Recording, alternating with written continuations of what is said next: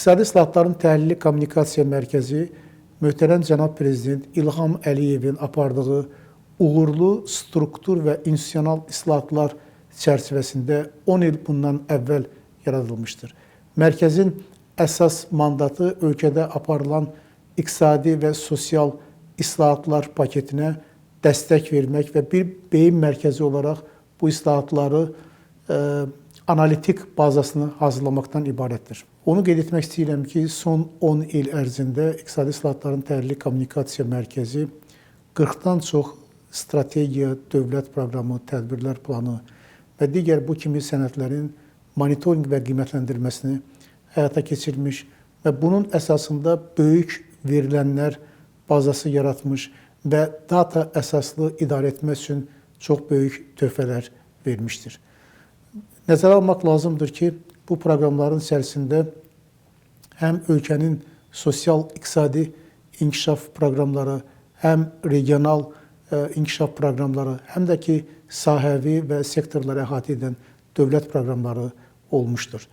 İqtisadi İslahatların Təhlili Kommunikasiya Mərkəzi proqram və layihə idarə etməsini orta müddətli xərclər çərçivəsi və nəticə əsaslı büdcə mexanizmi ilə uyğunlaşdıraraq ümumilikdə strateji idarə etmə çərçivəsinə böyük töhfə vermişdir. İqtisadi İslahatların Təhlili Kommunikasiya Mərkəzi monitorinq qiymətləndirmə institutu ilə yanaşı, həm də bir beyin mərkəzi kimi öz fəaliyyətini qurmuşdur və təkcə onu qeyd etmək lazımdır ki, son 10 ilin ərzində Web of Science və Scopus bazalarında indekslənən məqalələr, kitablar və digər bizim analitik təhlillər xüsusi yer almışdır. Təkcə son 10 ilin ərzində 30-a qədər kitab İqtisadi İslahatların Təhlili Kommunikasiya Mərkəzi tərəfindən hazırlanmışdır.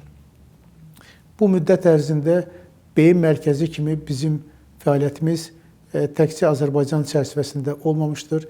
Eyni zamanda Azərbaycandan kənarda İqtisadi İslahatların Təhlili Kommunikasiya Mərkəzi həm böyük 20-liyin, həm də ki, böyük 7-lik ölkələrinin beyin mərkəzləri platformalarında uğurla təmsil olunmuş, Asiya və Türk dünyası üzrə beyin mərkəzləri şəbəkələrinin yaranmasında isə yaxından iştirak etmişdir. Və bizim beynəlxalq miqyasda bu cür fəaliyyətimiz diqqətdən kənarda qalmamışdır. Dünya Əqli Mülkiyyət Agentliyi tərəfindən əqli mülkiyyət sahəsində ən yaxşı müəssisə mükafatına layiq görülmüşdür İqtisadi İslahatların Təhlili Kommunikasiya Mərkəzi. Digər tərəfdən isə İqtisadi Əməkdaşlıq və İnkişaf Təşkilatı Azərbaycanda möhtərəm cənab Prezidentin apardığı İqtisadi İslahatlar modelini ən yaxşı model, nümunəvi, innovativ model kimi qəbul etmişdir.